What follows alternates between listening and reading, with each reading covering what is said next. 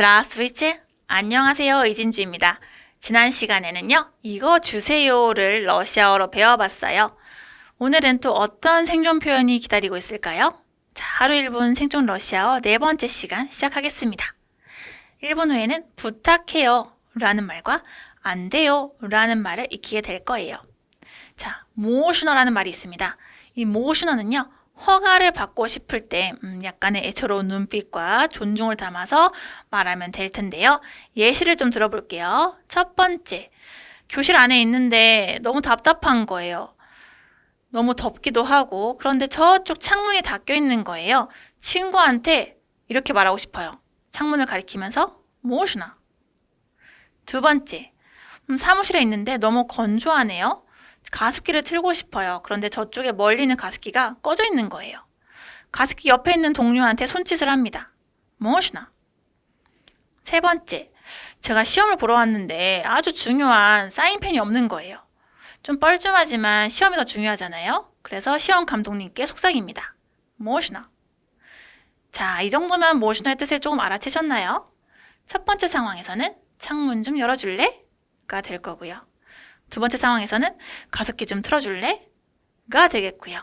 세 번째 상황에서는 펜 좀 주세요 라는 뜻이 될 겁니다. 제가 처음 러시아에 갔을 때 별로 아는 건 없지만 그냥 뭔가 근사해 보여서 간 곳이 이제 전시회 같은 곳이었어요. 그러다 보니까 사진을 찍어도 되나 좀 궁금하더라고요. 제가 갔을 때는 그 전시회 각 방마다 관리하시는 할머니, 할아버지가 계셨거든요. 제가 살짝 눈치를 보면서 핸드폰을 이렇게 보여드리며 모셔너라고 말한 적이 여러 차례 있었습니다. 생각보다 사진을 찍을 수 있는 공간이 굉장히 많았고요. 안 되는 곳은 아예 그림으로 카메라 위에 X표가 쳐져 있으니 이 말을 모른다고 해도 문제가 생기진 않을 거예요. 하지만 알면 더 좋겠죠. 그런데 여러분, 언제나 모든 허가를 받을 수 있는 건 아니잖아요? 예를 들면 시험을 보다가 갑자기 핸드폰을 받는다든지 동물원에서 음식 줘도 되나요? 라든지 누군가에게는 상식이지만 다른 누군가에게는 호기심이나 혹은 차원이 다른 상식을 가지고 계신 경우에는 안 된다고 말을 해줘야 될 거예요. 이런 경우 안 됩니다 라는 표현은요, nельзя 라는 러시아어를 씁니다. 예를 들어 연극을 보러 갔어요. 시작하는 동시에 전화가 온 거예요. 너무 급한 전화라서 옆에 있는 사람한테 모셔너 하고 제가 물어봅니다.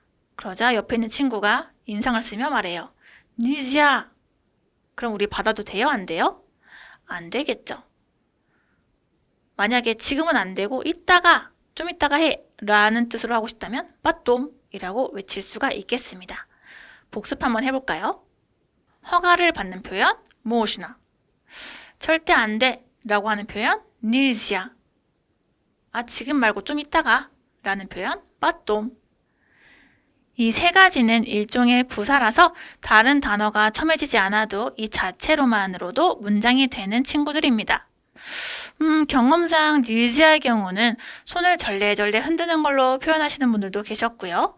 가장 많이 썼던 건 모셔너, 그 다음이 потом이었던 것 같아요. 조금 이따가요 라고 할 때 потом이라는 대답을 듣기도 하죠. 우리가 좀 더 레벨업이 된다면 потом이라는 말을 들었을 때 그 조금 이따가 라는 것이 언제인지, 몇 시인지, 무슨 요일인지까지도 물어볼 수 있을 거예요.